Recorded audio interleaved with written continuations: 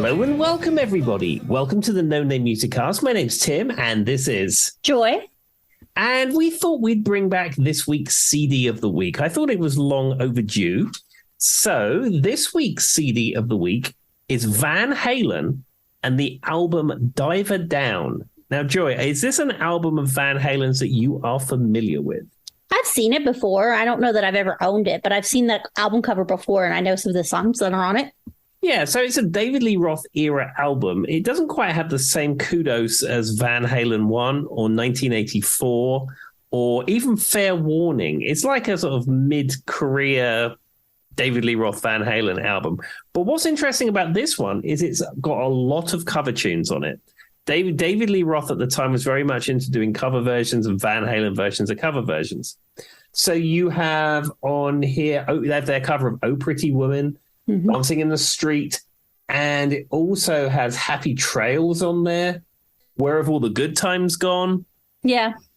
So it's a lot of covers, and I take it they're Van Halen songs that you've probably heard of. Yeah, I've definitely heard their versions of Dancing in the Street, Oh Pretty Woman, Where Have All the Good Times Gone? And I do think there's probably more on there that I'm not thinking, but I've definitely heard all of those. I like their version of Dancing in the Street, by the way, which has a million versions by like a million other people. But yeah, I mean, it's one cover in 1,000 versions, but you know, it's the Van Halen version, and it has got a very kind of up-tempo, sort of happy sound about it. Yeah, I like their version. I mean, we've all probably heard their version of Pretty Woman, too. Another song that's got 47 versions. Exactly. The other interesting thing about this album, there's a track in here called Big Bad Bill is Sweet William Now.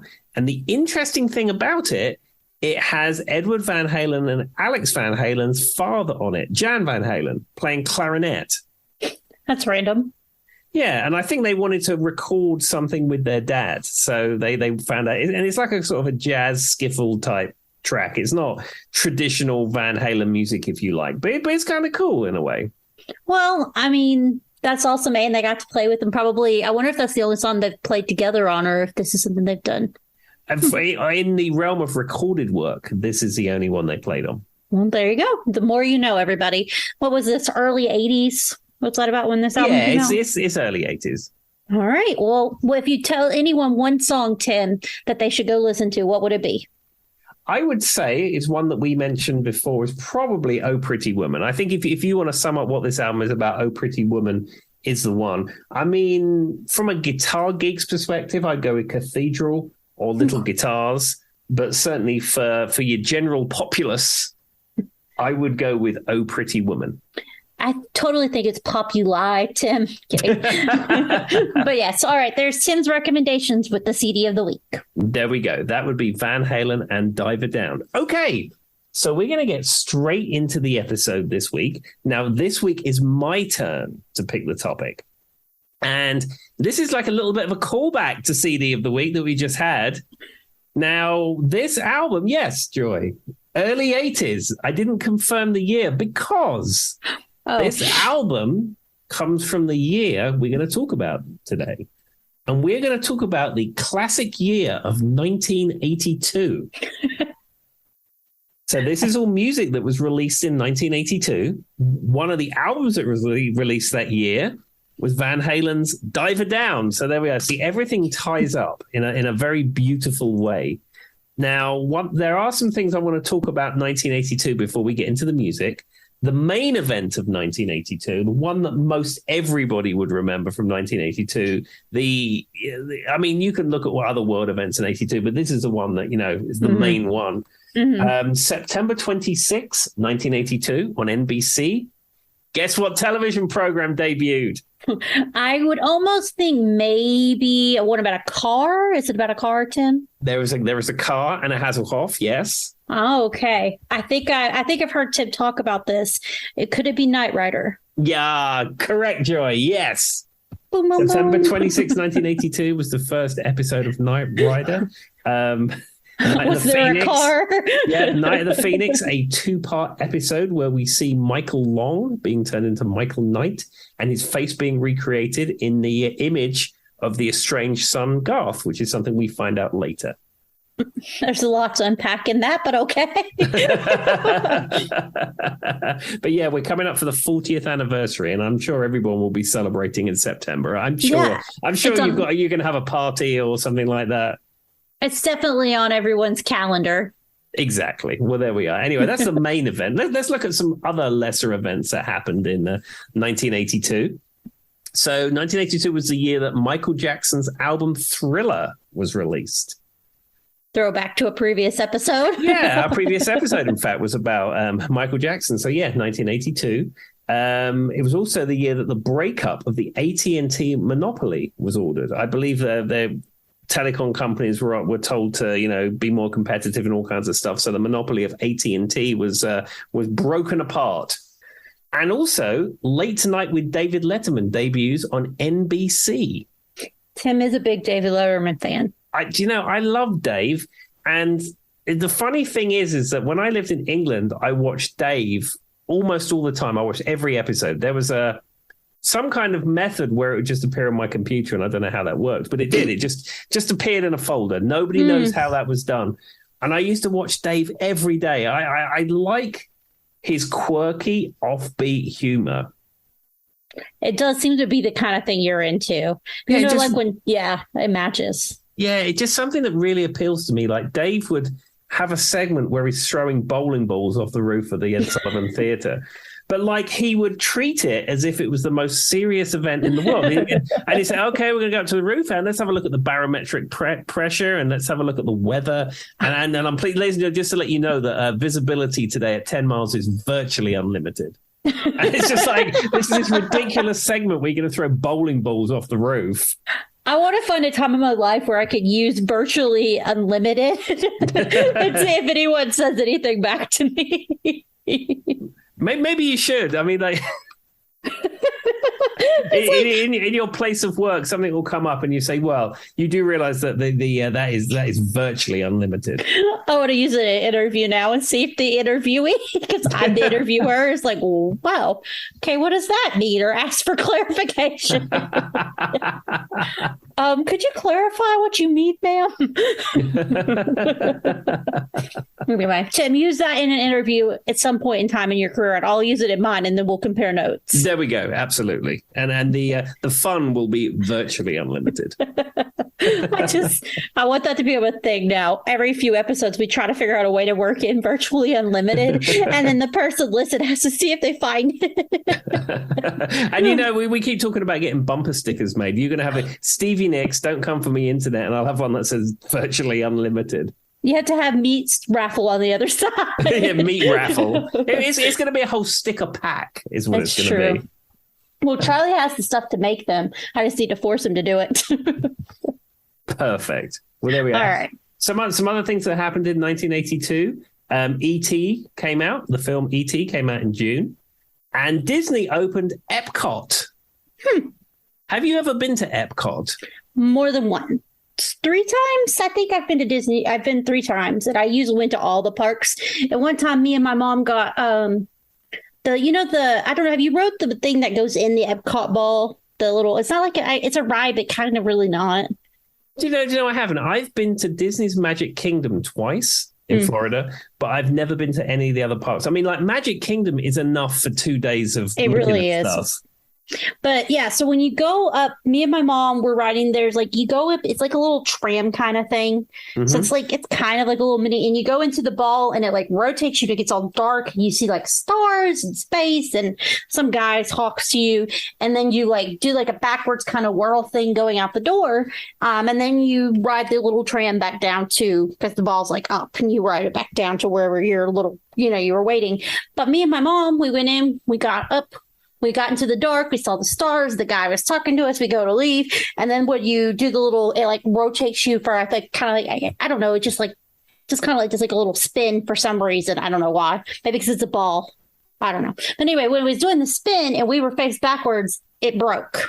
Oh. So we were stuck in the Epcot ball. That was a lot of story to explain. That's why I'm like, I don't know why it exactly rotates, because it's not like you're upside down or anything, but Yeah, you rotate, we go to leave, we're back like towards the door where the light is. It's all dark inside the Epcot ball. So we had to sit in the dark for what felt like 40 minutes. It was probably only 5, but in the moment it felt like a really long time for them to come in, and they had to release the bars and they had to walk us out because the machine just stopped working. Well, I mean, I'm sure it was distressing at the time, but at least it wasn't getting stuck in the Channel Tunnel for about 4 hours. Oh, no, there are worse things that have happened. I've been stuck in an elevator before, and that is I'm very claustrophobic, so that one got me. Yeah, I mean, I'm not terribly claustrophobic, but I don't think I would particularly enjoy getting stuck in an elevator. Well, and I am one of those people that like, I have like a thing where like, if I can't move my arms and my legs, if there's a bunch of people in there with me and I'm like stuffed in a corner, I would probably have a panic attack. Couldn't do it. No, thank you. Well, what's your view on weighted blankets? Absolutely not. No, we have one in the house and I put it on me and I felt like I was going to suffocate. Mm-hmm. No, if I can't move my hands and my arms. So like sometimes my dog will lay over the blanket, like, you know, on top of it and pull it down or whatever. Mm-hmm. And like, if I can't move that and I don't know he's there, it like sends me like my arms can't move because he's got me like pinned. I get into a panic. So the idea of a weighted blanket seems like the worst thing ever. Yeah, I said it wasn't for me. I put it on and I was like, no, this thing's going off. I mean, some people take great comfort in a weighted blanket, but I wouldn't like that. The other thing is we've talked about on the episode, we have not talked about 1982 at all or music, but a few episodes ago, we had a whole conversation about how a car is just mini combustion things. So like that was me explaining my brain overthinks things. If I was sleeping with a weighted blanket, I would probably be worried all night. What if a fire happens and I can't get the blanket off very well? And like I trip over it or something. Because like I know it's really not that heavy, but like it feels like it could be like bothersome if you need to get up quickly. Yeah, I mean, for me, it's just a comfort thing. For you, there are many calamities that you have to bring into the equation. So, I mean, I can understand that. It's true. All right, back to something related to music in 1982. Okay, so I'll just run through some other quick 1982 facts before we get into the music that was released. So first off, I'm going to do it in US terms, and then I'm going to do it in UK terms for our UK listeners. So for 1982, for our US listeners, the average cost of a new house was $82,000. The average monthly rent was $320. And the cost of a gallon of gas was 91 cents. It was a different time. Exactly. The average new car price was $8,000. And do you know what's interesting? The price of a Commodore VIC-20, which was a home computer of the day. I had a Commodore VIC-20, and they were advertised by William Shatner. Now, that was $299. Now, I haven't got an inflation calculator to work out how much that is, but and then if you double it, for example, $600, $700, that's a lot of money for a computer like that. Yeah, because we had one. It was one of the like later models. It would have been like early 90s. I know exactly what you're talking about. And all I did on it was there was 2 games. There was this School Marm game that you play like school stuff, and then there was a snake game, and then I knew how to open the printer thing to like type stuff, and then it still had the old school paper where it was all connected with the dots on the side, Tim. And so I wasted a lot of that paper because I thought it was fun as a kid. So that would be a lot of money for doing those 3 things. Yeah, but then I suppose you think of the fact what the technology was available at the time. I mean, now we take it for granted that you go into Walmart, literally buy a cell phone for $50, and it has all this amazing computing power.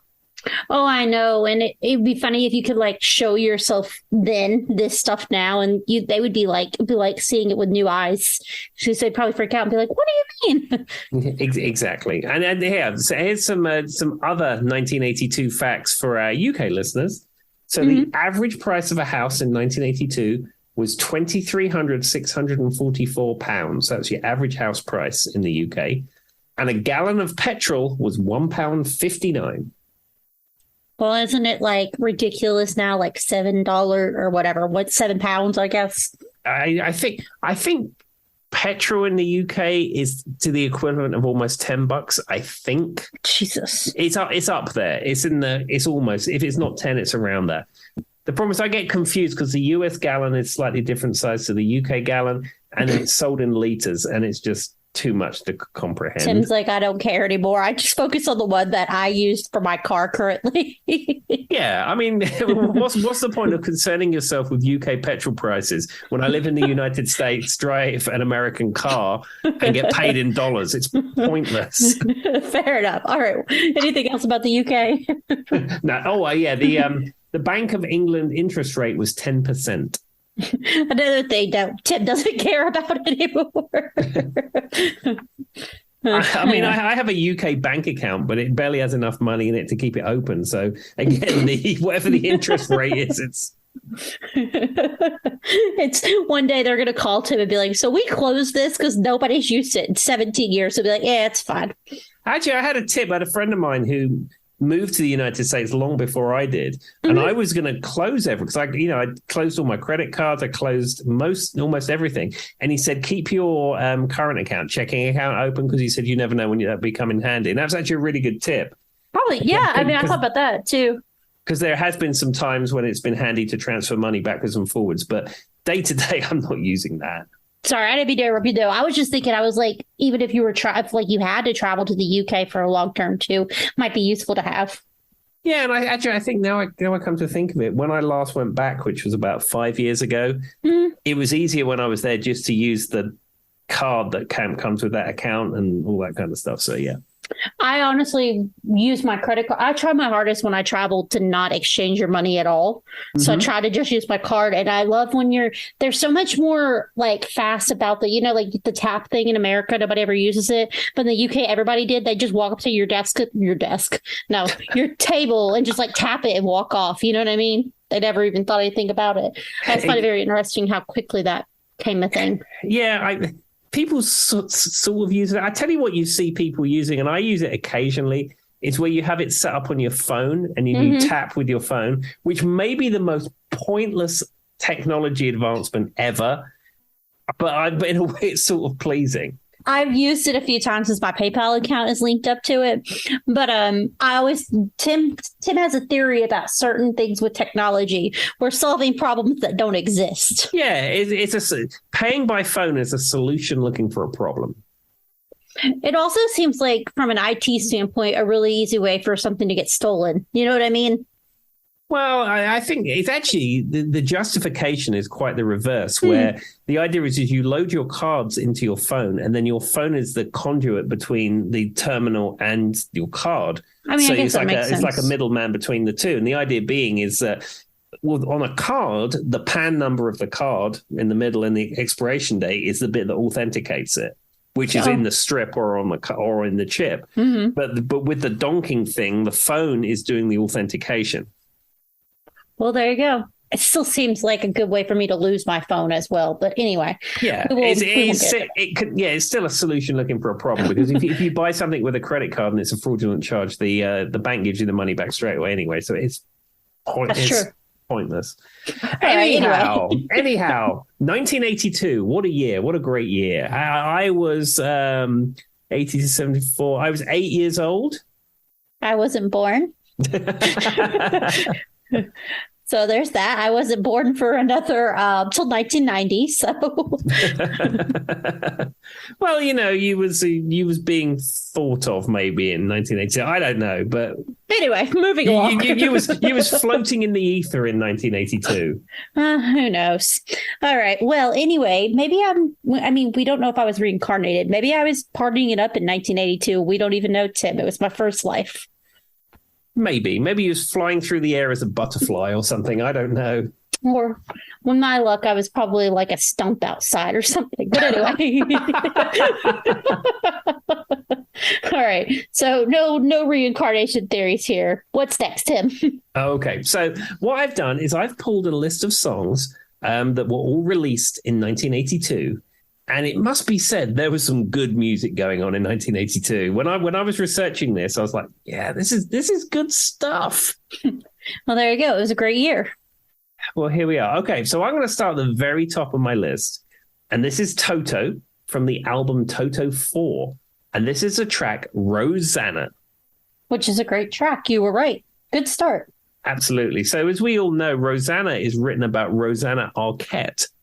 And I believe that she was going out with or engaged to or married to or having a relationship. I think it was David Paich, the keyboard player singer in Toto, or certainly a member of Toto, was romantically linked to Rosanna Arquette, which is why the song Rosanna was written. Yeah, I've heard that he said that that was like his first love, and that's why he wrote the song or something along those lines. Mm-hmm. But I haven't really looked into the whole point of the story. I mean, it's one of those songs I can tell you right now. She meets you all the way, but she also gets stuck in your head a lot. It's a song I could probably, like, now that we said it, Tim, I'll be singing it for the next 3 years. Exactly. I mean, the whole of Toto 4 is really good. I mean, it's one of those like classic albums where almost every track on it is great. I mean, like if you had to pick out a definitive Toto album, 4 would be the one to pick out. But sorry, go ahead. I was going to say, but Rosanna by far is one of the big standout tracks on there. Sorry, I didn't mean to cut you off there. I was just going to say, you've talked about 4 a few times. Toto is one of the most underrated bands.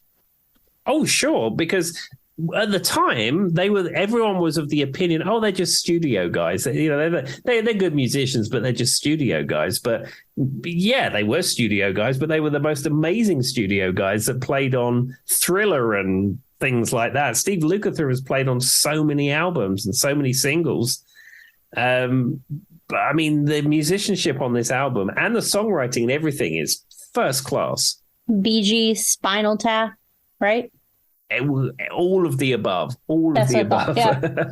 Well, those are the first two that I remember we talked about once before. We played with both. But yeah, I mean, I think in America, they didn't get as much playtime as it sounds like they did in the UK.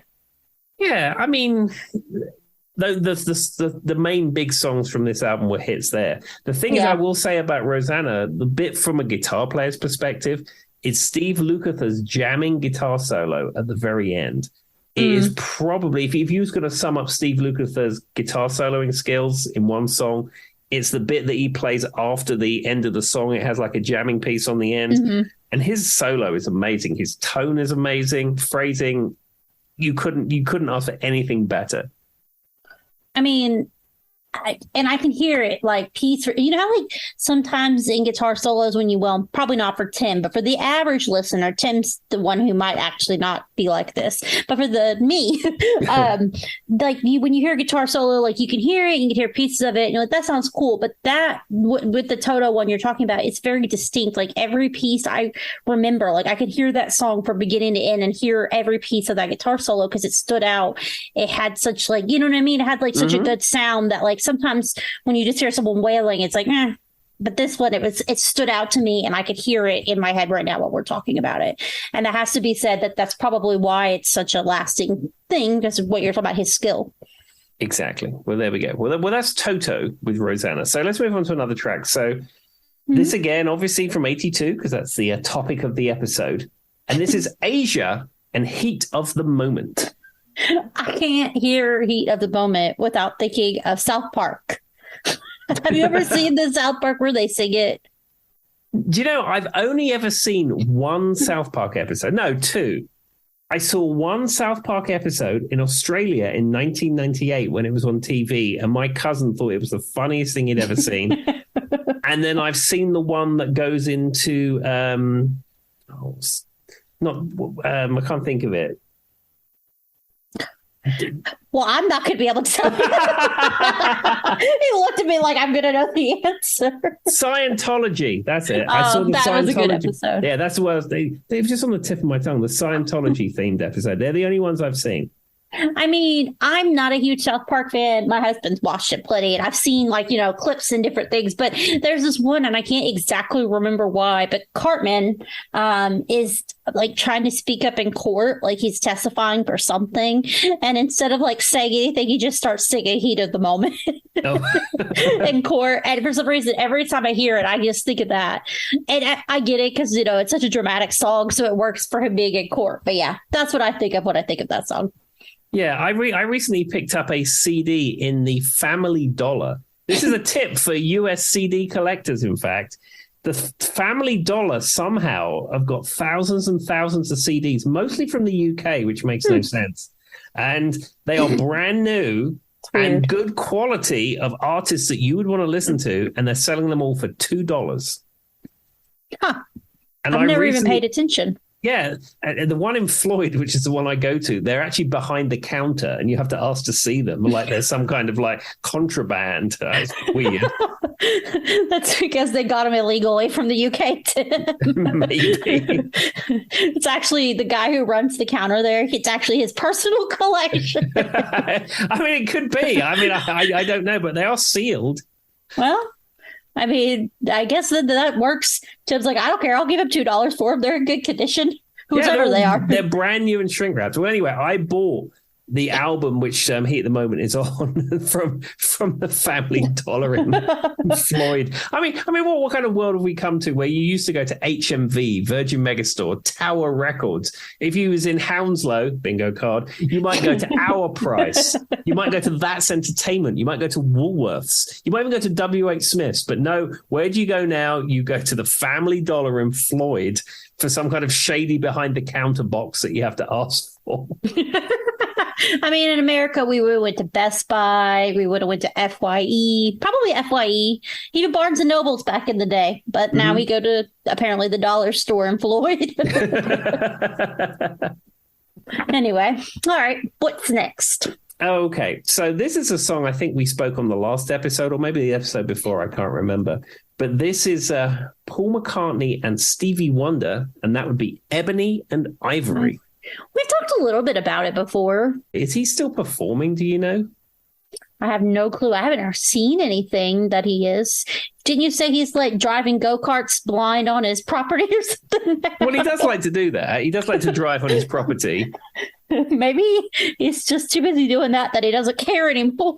I mean, I don't know. I mean, I would love to see Stevie Wonder play. I really would love to see Stevie Wonder play. And it's ridiculous. I lived in London almost my whole life with Wembley and Hammersmith Odeon and all those venues that I'm sure Stevie Wonder came to 100 times during the course of my life. Oh, yeah, I'm sure. And now I'm sitting here in Christiansburg and I wish I saw Stevie Wonder. And where was Stevie Wonder? 15 miles from my house. Well, it looks like he has a concert October 7th, everybody. I gave it a goog. Somewhere's the Green Huntston. It's the UK, Tim. Hunstanton. Princeton Theatre. Okay. Something Princeton Theatre in the UK. Okay. So I guess he's doing that. I don't see anything else. Tour. Let's see, everyone. I'm answering the topics Tim needs to know. Yeah. No concerts near Virginia, but he does have a tour going on, so maybe he'll have another one next year. Maybe. Well, if Stevie Wonder comes within 150 miles of here, I'm going to see Stevie Wonder because I don't know whether I'll get a chance to see him again, and he is a musical genius. Speaking of which, I'm going to see Elton John next month. It's still happening, everyone. Knock on wood. Woohoo! Now, as some listeners would know, Joy has had a troubled relationship with this Elton John concert. It was COVID, then he fell. Then the time before when I was supposed to go, it was something. This is my, third or fourth attempt. And as of right now, he's still playing in September.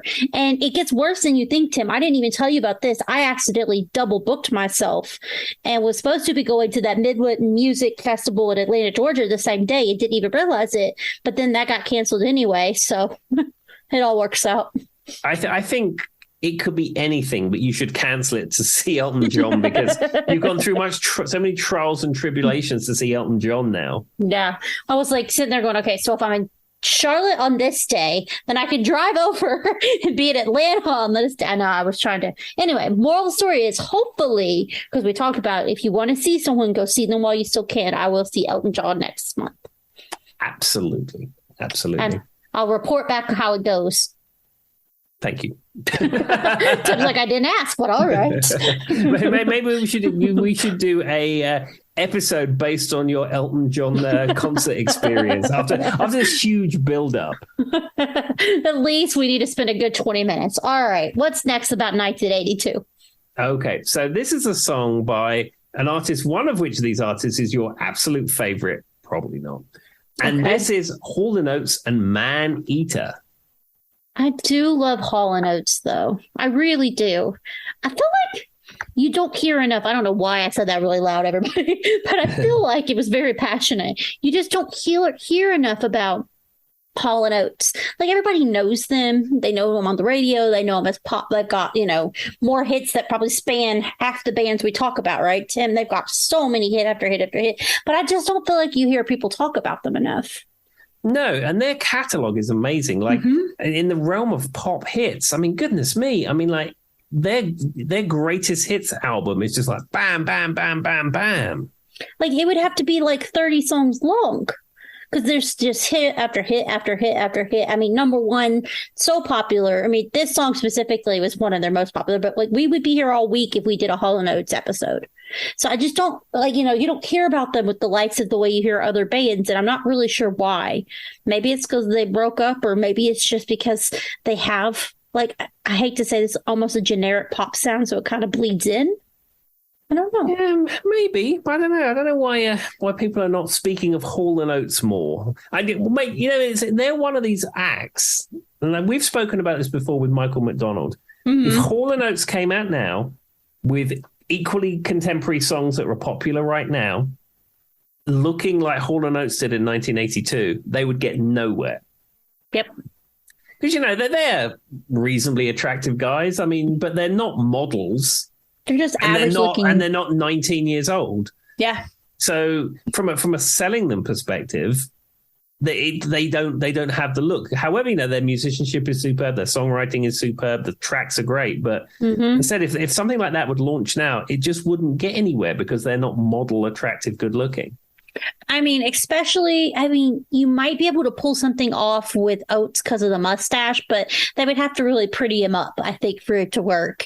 And they don't have like anything like a specific brand or vibe. You know what I'm saying, Tim? Mm-hmm. So like right now, when you sell an artist, you're think like Beyonce or somebody, you're not even just selling the music, you're selling that kind of whole package. And they're not necessarily that. So they would struggle too, I think, as well. Exactly. And it's sad because, ultimately music, you listen to it, but the visual aspect is very important these days, especially in the days like now of YouTube and all things like that. Yeah.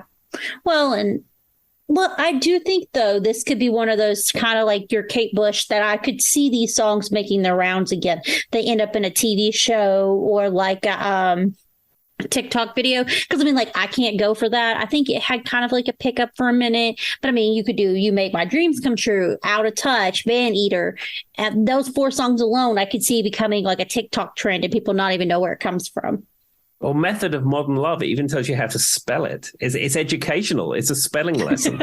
I love when people post that thing about why couldn't Gwen Stefani spell something important because of Bananas. They're like, I know how to spell bananas, but why couldn't she spell Wednesday or something? Something useful. But Fergie spelled glamorous, and to this day, that's the only reason I know how to spell glamorous.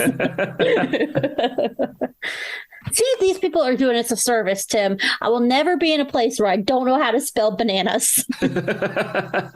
See, that's the thing about music. You can enjoy it. It can move you. It can not move you. And it can be educational.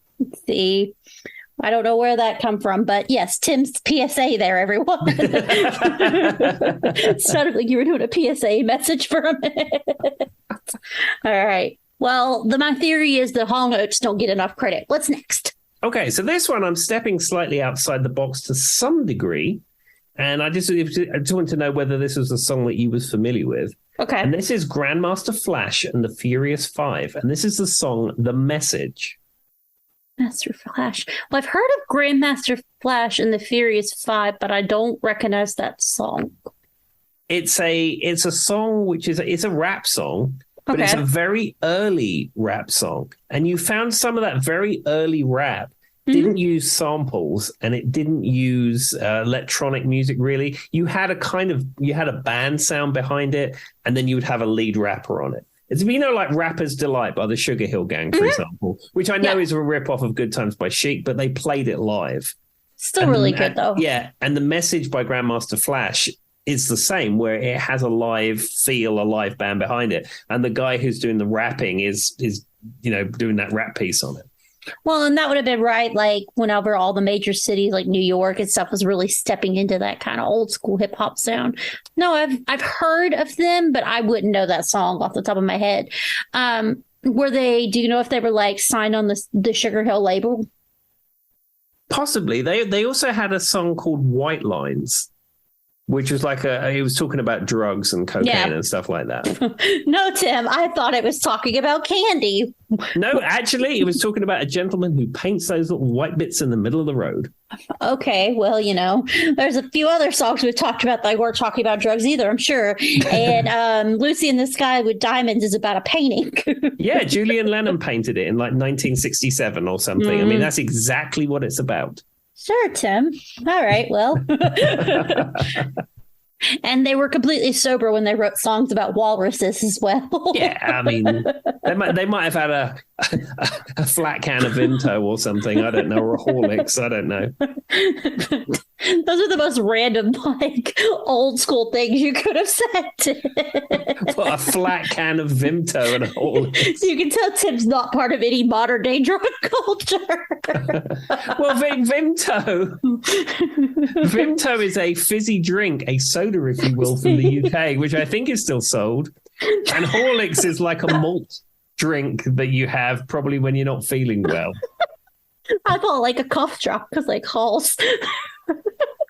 No, Horlicks is like a malt drink, and it used to come in a jar. I think it then came in a packet, and you mix it with boiling water, and it's like a malty drink for the winter. And sometimes, like if you're not feeling well, you might have a Horlicks, and it'll pep you up. Okay, well, I was like, what are those drugs? I'm like, what are you talking about? Are those drugs from the early 1980s? Are you trying to keep with your trend? God. People in the audience are probably like, what did he say on the American side? And all the UK people are like, duh. Yeah, I think what we need to do is we need to source some Horlicks for you, Joy, and then you can have a delicious hot malty drink. Oh, I don't know that I like the idea of my drink being malty. Anyway, all right. That word just doesn't sit well with me.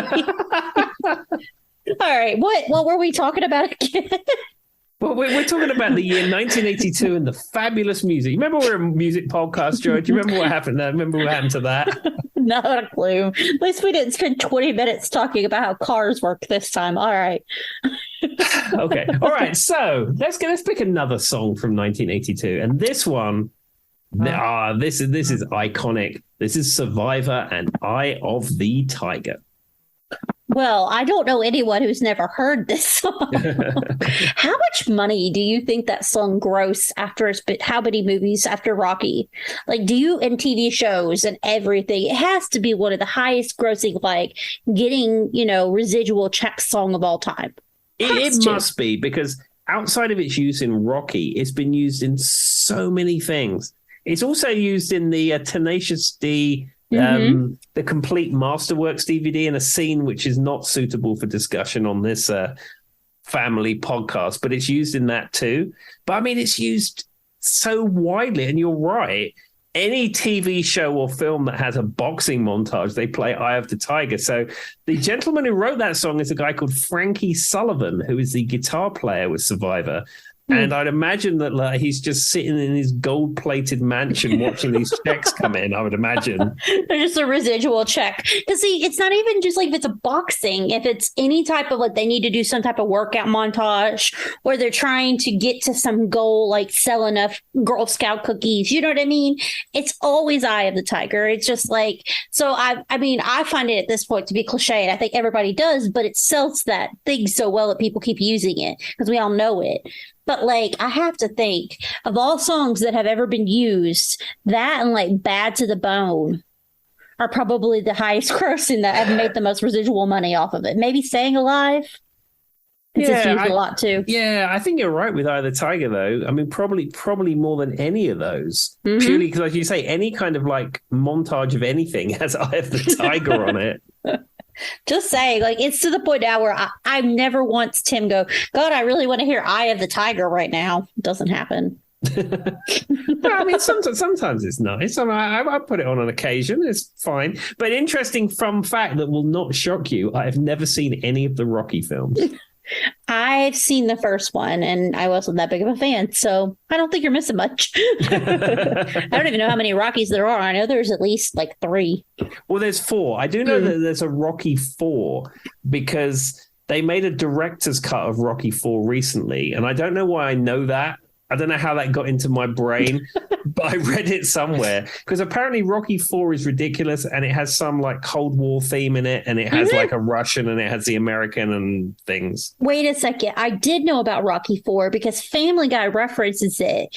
And every year on some holiday, they watch Rocky 4 and it's like it shows like a boxer and then Putin and they're boxing. So that's the Russian thing. And then in the cut that Peter accidentally got Putin 1, like they changed it and Peter got mad. So and they kept saying Rocky 4, but I kind of thought that was all fake. But now that you said that, maybe it was some truth.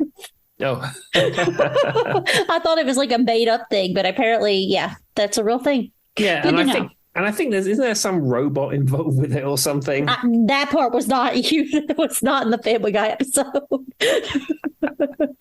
All there was a guy and Putin boxing in the Family Guy episode. All right, so let's have a look at another song from 1982. And here we go. Laura Branigan and the song Gloria. My niece is named after that song. Oh, wow. Mm-hmm. Well, partially. Somebody says she likes it from the song, but she also just likes the name Gloria. So, yeah, I had to do some work for somebody called Gloria recently, and then I had to work with another member of my team to resolve an issue for that person. And then it was Gloria, and it's like once it's in your brain, it won't leave. So that song is one of my favorite songs because even though it was at what I guess is considered kind of the end of disco, because like 1980 to 1981, maybe 82 is when they had the whole, thing where they broke all the disco albums and stuff. But it definitely has a disco vibe to it. So it was right on the end of it, but I love that song.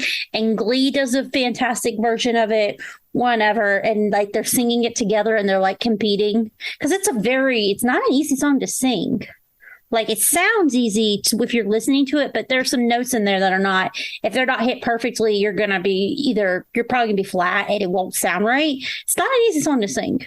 No, Laura Branigan was a fantastic singer, and I think we lost Laura Branigan very early. I forget how we lost her, but I think it was quite tragic, and she was very young. Wasn't it like she had hurt her head or something, and she didn't get checked out?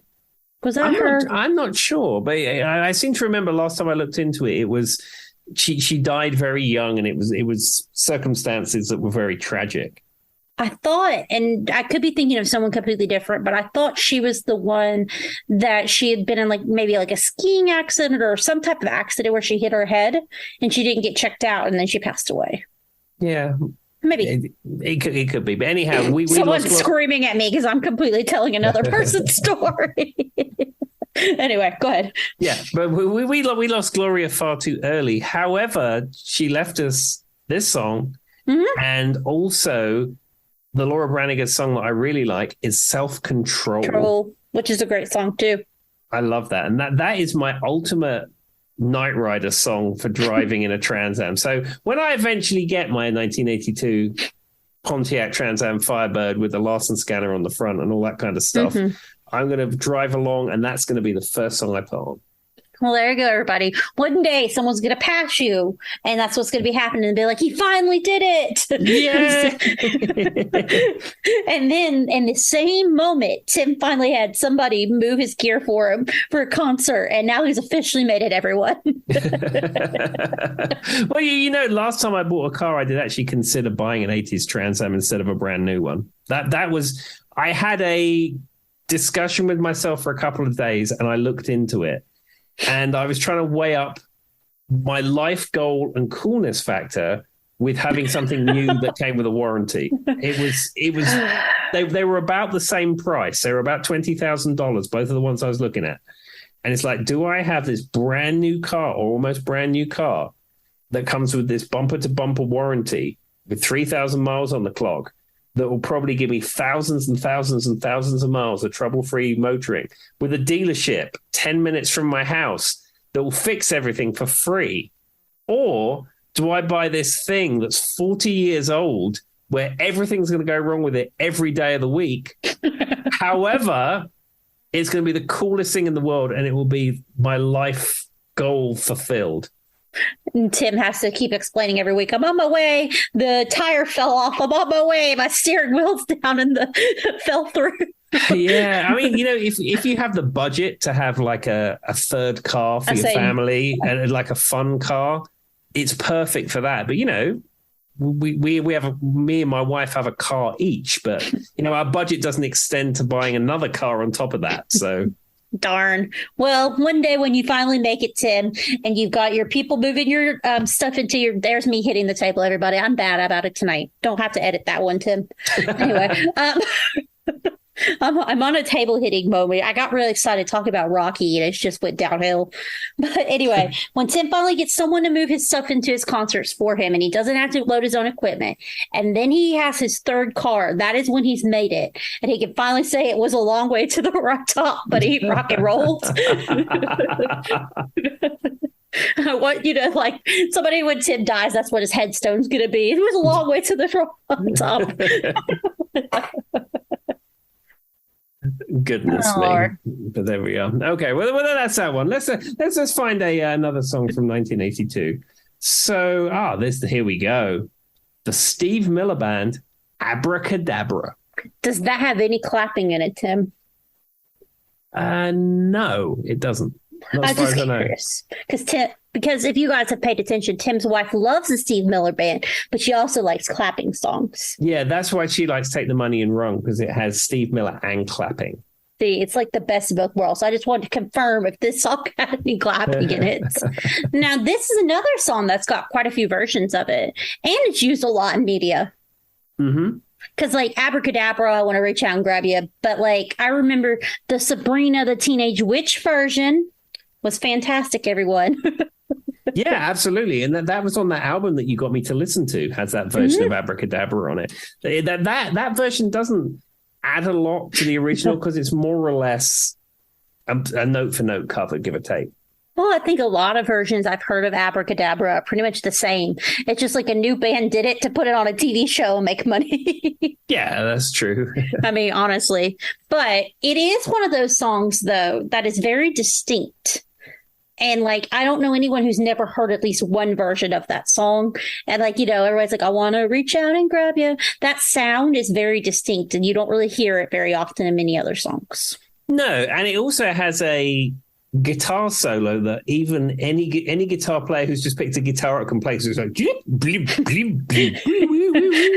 not... Even if I didn't know what song we were talking about when you went, I knew exactly what song you were talking about. That's Tim's advice for everyone. If you've just picked up your guitar and you want to try to sound fancy, just do that. Yep. And that's this. They came to this episode to hear Tim's advice on buying cars, on guitar solo. Well, to be fair, if you come to this podcast looking for things about music, I mean, that's 35% of these hour-long episodes. The other is Joy beating the table after Tim tells her to stop. That takes at least 3% up. All right. But yeah, I love that song, but I will say it's a very distinct song. I don't know of any other song that has that specific sound. No, and when I saw the Steve Miller Band at the Albert Hall, and I think that was 2010, 2009, 2010, it's before I moved here, obviously. Mm-hmm. That was the song that he played in his set. Oh, yeah, I would imagine it's a fan favorite. Yeah, and that was great. I mean, it was Hannah's ambition to see the Steve Miller Band for years, and she almost went to the Aspen, Colorado Jazz Festival to go and see Steve Miller Band, but none of her friends wanted to go with her. So when we were living in London and he was playing at the Albert Hall, I booked the tickets, and it was like super exciting. I mean, it was a good concert, but for her, it was super exciting. Ah, that's awesome. Well, I'm glad she enjoyed it, and hopefully there was lots of clapping. There was. I mean, Take the Money and Run. It was claptastic. I mean, does she clap in time with the song whenever the clapping starts, Tim? Or does Hannah just sit there and be really happy? Maybe a delicate house blend of both. It's our coffee of the day. All right. What's our next song? Okay. So this one comes from John Mellencamp. He's sometimes Johnny Cougar. Sometimes he's John Cougar Mellencamp. These are true. Sometimes he's John Mellencamp. He's all over the place. He could be any one of a number of names. And this is a song, Jack and Diane. So this is another song that, okay, that does have clapping in it, right? Jack and Diane at the beginning when it opens, aren't they? Oh yeah, let's go song. Or is it just something that sounds like clapping? I don't think it is a clapping song. I'm not entirely sure. Well, if any of our listeners know if Jack and Diane is a clapping song, I need to know. But anyway, that one's got a very distinct opening. And I always think, though, of the Jessica Simpson. Have you ever heard the song from the mid-2000s that Jessica Simpson did? And it literally is note for note the entire opening of Jack and Diane. Yeah, I think I have heard that because it's something you hear in the background. You think, is that Jack and Diane? It's like, oh, no, it's something different.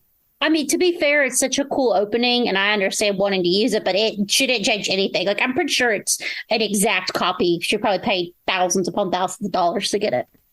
Exactly. I have a very distinct memory of Jack and Diane. I was in a band. It was sometime after I left school, and I'm trying to think of the name of the band because we didn't do a lot of gigs together. It was a super group of sorts of local musicians who were in other bands at the time or wanted to be in other bands, and I got invited into it because I knew the drummer. It was called Error of Judgment. That was the name of the band. That was a long name. That's a long name for a band. Error of Judgment. Yeah, it didn't last super long. Maybe lasted for a year or so. It was an error of judgment for that name. Anyway. Damn. And we practiced in Greenford, and it was like in a community center or a school or something like that. And the other guitar player was actually a really great guitar player, and he had a Strat type guitar made by a company called Polax, and it was a Polish guy that made them. And then there's actually a really good guitar he had. But it's funny how things stick in your brain. It's like, I can't remember the singer's name, but I remember the brand of guitar the other guitarist had. The whole band name completely gone, but he remembered the brand of guitar. Yeah, it was actually a really, really nice guitar. I think it was a Polish guy made them by hand. But anyway, that's completely beside the point. But we did Jack and Diane in that band. There we are. I was wondering where the story was going to connect. I kept thinking, okay, well, I mean, Tim really, this makes him think of this random guitar, but I've yet to make the connection. Well, that was Tim's little ditty about Jack and Diane. I'm just on the puns tonight, everyone. I'm sorry. I wonder what happened to that band. It was... Obviously, it folded because I'm not playing in it now. I don't know. Like I said, maybe it was an error of judgment for the band. There it was. What it was is that we had a band called Tag, which was a band that was formed after my band Utopia at school. And Tag disappeared and sort of evaporated. But the drummer was involved in Error of Judgment, and then he invited me into that band. Well, everybody was wondering. That was the hot, news of the day, Tim. In the early 90s. I mean, this was big. And apparently that band played Jack and Diane. All right, what's the next song? Well, this is another one. I don't know whether this is something that made the UK chart or something that's an artist that you'd be aware of. Okay. This is Madness, and this is a song House of Fun. Yeah. I've heard that song only because I think you talked about it, though, or something. Yeah, Madness is another one of those bands that's much like Tom Jones in a way and Cliff Richard in a way that are kind of a British institution, especially if you grew up in the late 70s, early 80s. They had lots of hits. But I don't get the sense that Madness had the same influence in this country. You've talked about them a few times, and you talked about this song, and I went and looked it up because I remember the chorus has that "Welcome to the House of Fun" or something like that. But I wouldn't have known them had we not done this podcast. Yeah, they have another song called "Our House." It Must Be Love. I mean, there's lots of tracks. Our House is the one that was mildly popular in America. I have heard that song before. Yeah, it's featured in a Young Ones episode, amongst other things. No, well, maybe. I mean. Maybe I'll take your word for it. But yeah, Madness, I think they're still out there. The guy who sings is the guy's named Suggs, and he had, I think he had a TV career outside of Madness. And I think the band split for a long time, and then they reform once in a while to do tours for cash, basically. and then they just like go back into their lives again. I think the bass player is maybe the main guy in the band, and I think he lives in Australia now. But when they tour, they all get together and they go and play. And they were famous for having their saxophone player whenever they was on Top of the Pops. He always would like disappear into the sky. Huh. I mean, that would make you very distinct if you disappeared into the sky. So you're still talking about it to this day. So it's smart marketing. Yeah, and I think in videos as well, like the saxophone player would play a solo, and then of course some kind of crane affair would lift him up, and then he'd go out off the screen. I keep thinking of like if they're playing Our House, and it's like our house in the middle of our street. Like as he's like zooming away, looking at the house in the middle of the street. There goes the saxophone player. Yeah, saxophone player. Or maybe. I haven't seen any Madness videos for a long time. Now, I will say that. So maybe it's what they call the Mandella Effect. Maybe the saxophone player in Madness never, ever flew up in the air. And you could ask 10 people about this. Oh, yeah, don't you remember Madness? It's the sax guy who's always on the thing and did the thing. And then you go back and watch all the videos and all the appearances, and that never happened. My roommate is still convinced. Have you seen that thing about a movie called Shazam? No. There's a Mandella Effect about a movie called Shazam that like a bunch of people swear it happened, and it had some basketball player in it, maybe like Kobe Giant. That was his name, everybody. His name was Kobe Giant. I'm sure no Kobe Bryant. He was pretty tall though. But anyway, and there's something about, or maybe it's Shaq, I can't remember. But like there was this movie called Shazam that everybody swears happened, and apparently it never happened. And there's a conspiracy that it was like wiped from the world. I'm gonna have to look it up. Yeah, it's some basketball player, and obviously Shazam, Magic, something. Oh, maybe Magic Johnson. Possibly. My favorite one of the Mandela Effect is in the film Moonraker, which, as many people know, is one of my favorite films of all time. And have you actually ever seen Moonraker? Mm-hmm. You have? Yeah. Okay. So you know that there is a young lady. She's very short, and she has pigtails and blonde hair, and very angelic looking type thing. And then her and Jaws, who is the main henchman character with the metal mouth, they get together in the film. And that's the thing, and Jaws is 7 foot tall and she's 4'9", and it looks ridiculous, but it all happens, and etc.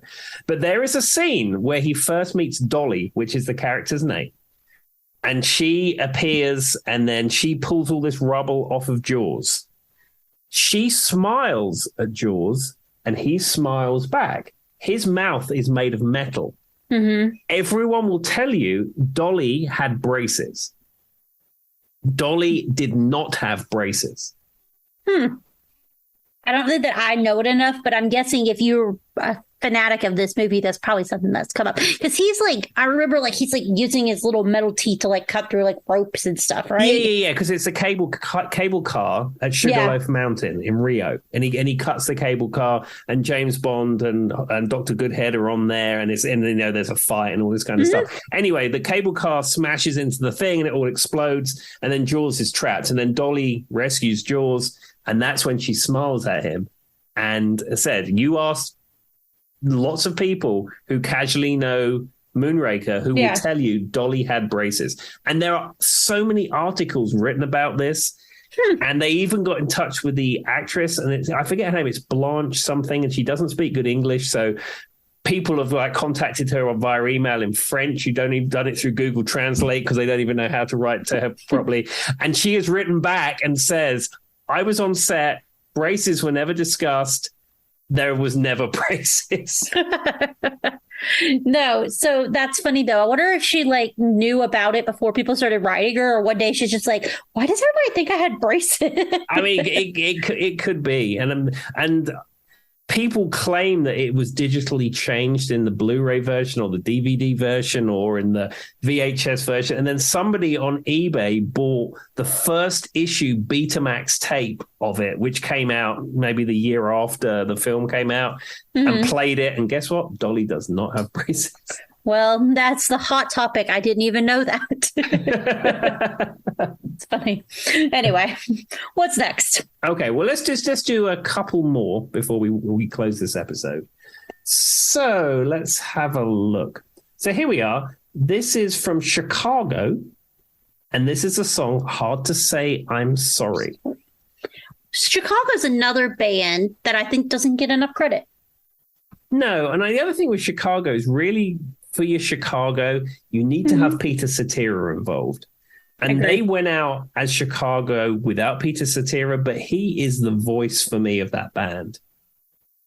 Yeah, I can agree with that. I will say, though, when the opening line, everybody needs a little time away, that's like the way he says it is such a nice, like, it's such a soft, just a very calming, almost, you know what I mean? Like the voice, that opening line is very distinct to me in that song. So when I think of Hard to Say I'm Sorry, I was thinking where he's just like, everybody needs a little time away. But anyway, that's what I think of when I think of that song. But Chicago is also a band that I feel like if you did a greatest hits album, it'd be very long because they had so many hits.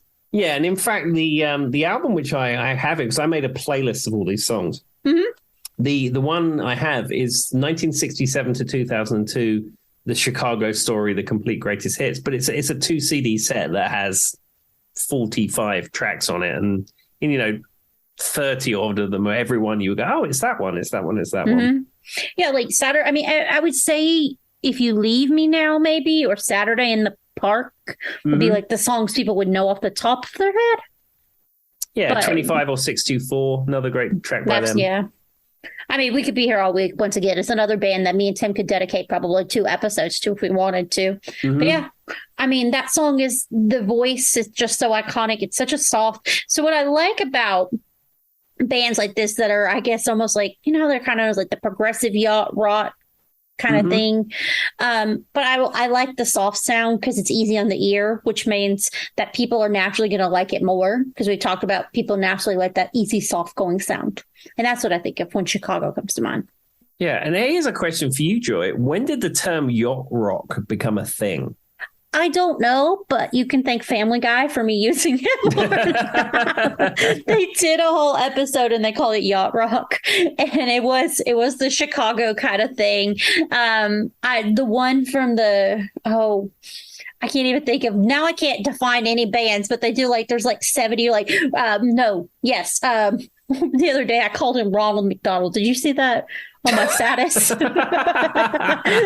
was saying, I don't want to hear his voice. And I was like, Ronald McDonald. I was like, that's not right. But anyway, so McDonald was on there. And I don't know. It's just like this kind of I guess progressive kind of meets soft rock, Tim. Who do you define as yacht rock? I think some Toto is yacht rock. Steely Dan. Yes. All from that kind of era. Chicago, as we just discussed. It has that sort of sound. Michael McDonald, Doobie Brothers. It has that sort of sound about it. I know somebody said to Steve Lukather, he said, what do you think about the fact that everyone's calling your music yacht rock? And he says, well, he said, the fact is people are now talking about my music again and they're buying it, so I can call it what they like. I mean, I don't not like yacht rock. I don't know when it became a term, though. I don't think I even knew it existed until that Family Guy episode, and then I just kind of, but the reason I think, though, like Bob Welsh, there's an example of yacht rock, right? Bob Welsh. Is it because it sounds like music you'd listen to on a yacht? I don't know. I wouldn't listen to music on a yacht because I'd be hanging over the side vomiting because I'd get seasick. But think about when you think of like a big cruise ship or something, because that's what they do on Family Guy. They go on a cruise ship and it's a yacht rock cruise ship. Everybody's wearing little sandals and everything's kind of light and airy. Is that why it's called yacht rock? I don't know. Maybe for next week we will be exposing where the term yacht rock came, where it was first coined. All right, I need to know this now because I'm curious to know, because I've assumed that's why, but watch there be some other really other reason. Don't know. But yes, I that's the only reason I've heard that term. Just to be honest with you. There we are. Well, that's good. All right. Well, let's close out this episode with one last song. Obviously from 1982, because that's the theme of this episode loosely. Even though we've got into Horlicks and Vimto and who knows what else, Mandella Effect, Moonraker. So let's go with this. This is The Clash, and this is Rock the Casbah. which is one of my favorite songs. What was it I was just learning about the Clash? Oh no, we talked about, remember, wasn't London Calling actually about like the water or something? Mm-hmm. Was that something we talked about? I've thought about that a lot since we talked about that on that episode, because I'm like, I would have never guessed it was actually about water rising. Not even a little bit. Maybe Rock the Casbah's about not even rocking. Who knows? I mean, I've never really deep looked into the lyrics of Rock the Casbah. I mean, it maybe just be throwaway. I don't know. Well, because doesn't he say like somebody doesn't like it, rock the Casbah? Yeah. And then it's like got like kind of like an Egyptian. You're right, it might just be throwaway lyric. It could mean absolutely nothing. And maybe there's no story, no nothing. I mean, yeah, some songs are like that. It's a bunch of words that rhyme, sort of, and it has a catchy chorus. I mean, that's what it could be about. I don't know. I've never looked into it. Well, I'm disappointing you, Tim. I thought you firsthand looked through every Clash song, lyric by lyric. Gosh. I have a large Clash CD collection because I went into the Goodwill in Rocky Mount and someone had dumped their entire Clash discography in there. So I spent $13 and bought the lot. I mean, I can't blame you. I love the Clash. But it's talking about like the King, a boogeyman. You're right. It's probably throwaway lyrics. And now I may be putting too much thought into it. And someone's going to contact us on Twitter and say, don't you know that it's actually about the something? I mean, that could be the case. I don't know.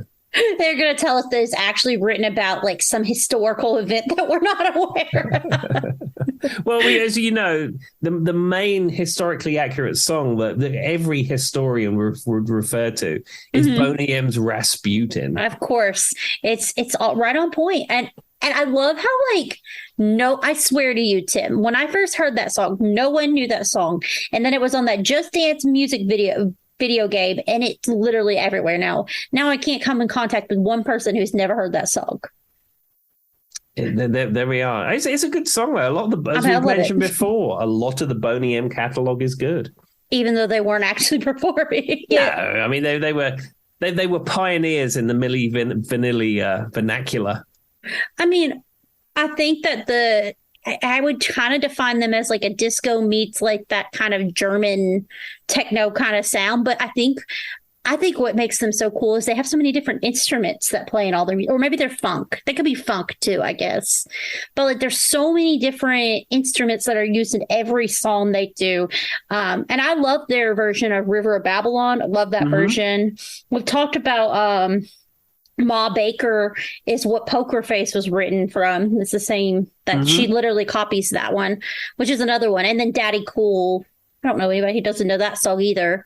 But yeah, that would probably be their top 4 songs. But I wonder how many people know for real if they're singing or not. I wonder how many people think they're really singing.